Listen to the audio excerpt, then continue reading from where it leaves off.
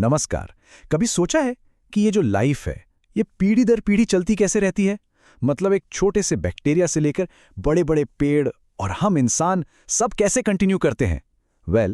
इसका जवाब छिपा है एक बहुत ही कमाल की प्रोसेस में, जिसे हम कहते हैं रिप्रोडक्शन या प्रजनन। यही वो राज है जो पृथ्वी पर जीवन को बनाए रखता है। तो चलिए शुरू करते हैं ये रोमांचक सफर।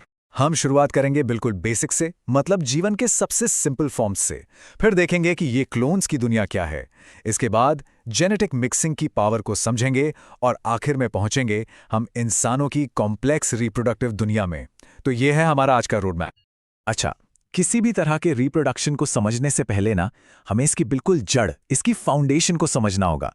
मतलब वो बेस जिस पर ये पूरी प्रोसेस टिकी हुई है। तो रिप्रोडक्शन का मतलब सिर्फ नंबर्स बढ़ाना नहीं होता। इसका असली मकसद ये पक्का करना है कि कोई भी स्पीशीज इस बदलती दुनिया में सरवाइव कर सके, चलती रहे। कह सकते हैं कि ये कुदरत की तरफ से एक तरह की एग्जिस्टेंस गारंटी है। अब चलते हैं क्लोन्स की दुनिया में। बड़ा फैसिनेटिंग टॉपिक है। देखते हैं कि लाइफ की सबसे सीधी, सबसे तेज और सबसे एफिशिएंट रिप्रोडक्शन स्ट्रैटेजी आखिर काम कैसे करती है। इसे ना एक बायोलॉजिकल फोटोकॉपियर की तरह सोच सकते हैं। मतलब कोई पार्टनर नहीं चाहिए।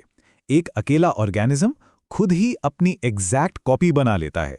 और नतीजा ये होता है कि जो नया ऑर्गेनिज्म बनता है वो जेनेटिकली अपने पेरेंट की बिल्कुल कार्बन कॉपी होता है। इसका सबसे सिंपल तरीका है फिजन। अब इसमें होता क्या है, सोचिए जरा। एक ऑर्गेनिज्म लिटरली 2 या उससे ज्यादा हिस्सों में टूट जाता है, और कमाल की बात यह है कि हर टूटा हुआ हिस्सा एक पूरा नया ऑर्गेनिज्म बन जाता है। जब 2 बनते हैं तो उसे कहते हैं बाइनरी फिजन, और जब बहुत सारे तो मल्टीपल फिजन। अच्छा, एक और बड़ा मजेदार तरीका है बडिंग। इसमें पता है क्या होता है? एक नया ऑर्गेनिज्म सीधे अपने पेरेंट की बॉडी पर एक छोटी सी कली या बड की तरह उगने लगता है। बिल्कुल वैसे ही जैसे किसी पेड़ पर एक नई टहनी निकलती है। अब जैसे यीस्ट में ये बड जुड़ा ही रह जाता है, लेकिन हाइड्रा में ये अलग होकर अपनी नई जिंदगी शुरू कर देता है।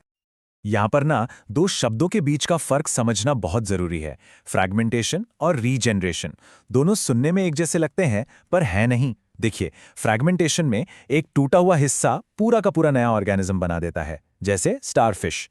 लेकिन रीजेनरेशन वो तो बस एक रिपेयर का काम है। जैसे छिपकली अपनी कटी हुई पूंछ वापस उगा लेती है, वो एक नई छिपकली नहीं बनाती, राइट?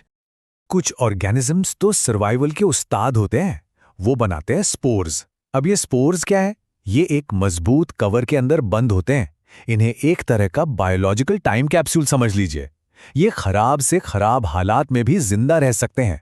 बस सही मौसम का इंतजार करते हैं, और जैसे ही कंडीशंस ठीक होती हैं, ये एक नई लाइफ शुरू कर देते हैं। तो अभी तक बात हो रही थी कॉपी बनाने की, मतलब एसेक्सुअल रिप्रोडक्शन की। लेकिन अब बात करते हैं एक ऐसे एवोल्यूशनरी गेम चेंजर की जिसने इस खेल को हमेशा के लिए बदल दिया, और दुनिया में एंट्री हुई जेनेटिक वैरायटी की। और ये स्लाइड एकदम परफेक्ट तरीके से दोनों का फंडामेंटल डिफरेंस दिखाती है।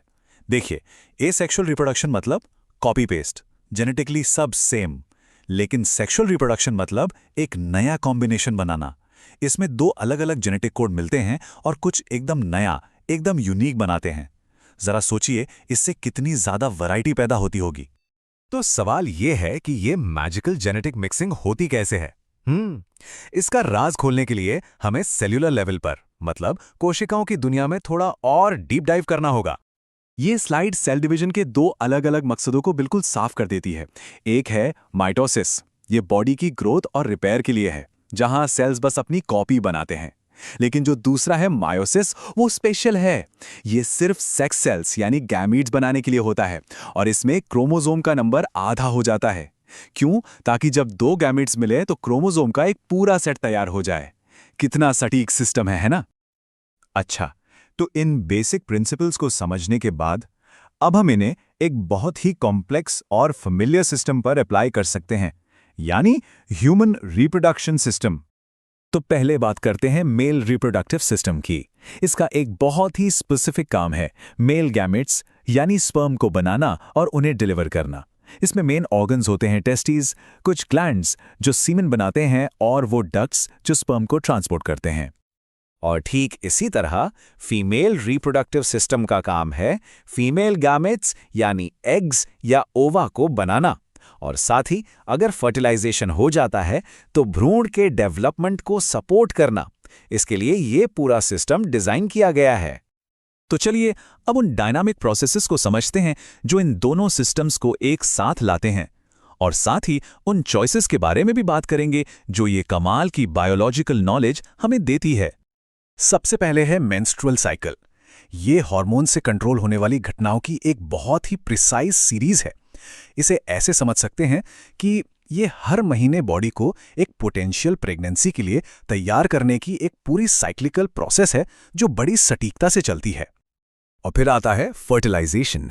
ये वो मोमेंट ऑफ यूनियन है जब दो जेनेटिक दुनियाएं मिलती हैं और एक नया बिल्कुल यूनिक इंडिविजुअल बनता है। जब एक स्पर्म और एक एग फ्यूज होते हैं तो बनता है जाइगोट, जो हम में से किसी की भी जिंदगी का सबसे पहला सेल होता है। कमाल है ना? देखिए, इस पूरे प्रोसेस को समझना सिर्फ किताबी ज्ञान नहीं है। ये नॉलेज असल में हमें अपने शरीर, अपनी रिप्रोडक्टिव हेल्थ और जिंदगी से जुड़े जरूरी फैसले लेने की ताकत देती है। और यही समझ हमें रिप्रोडक्टिव चॉइस का आधार देती है। ये टेबल कुछ कॉन्ट्रासेप्टिव मेथड्स को दिखाती है। हर एक का काम करने का तरीका अलग है। जैसे कॉन्डम्स एक मैकेनिकल बैरियर की तरह काम करते हैं, कॉन्ट्रासेप्टिव पिल्स हार्मोन्स को रेगुलेट करती हैं, और कुछ सर्जिकल मेथड्स भी हैं जो परमानेंट सॉल्यूशन देते हैं। तो आखिर में आज हमने जो कुछ भी डिस्कस किया है वो सब घूम फिरकर एक ही गहरी बायोलॉजिकल सच्चाई पर आ जाता है कि रिप्रोडक्शन किसी भी स्पीशीज के अस्तित्व के लिए और इस प्लैनेट पर लाइफ को जारी रखने के लिए सबसे जरूरी प्रोसेस है। ये सचमुच लाइफ का इंजन है। और ये सब हमें एक बड़े सवाल पर लाकर छोड़ देता है कि इन कॉम्प्लेक्स बायोलॉजिकल मैकेनिज्म्स को समझना, मतलब उन सिस्टम्स को समझना जो हमें बनाते हैं, ये लाइफ को देखने के हमारे नजरिए को, हमारे पर्सपेक्टिव को कैसे बदलता है। इस पर सोचिएगा जरूर।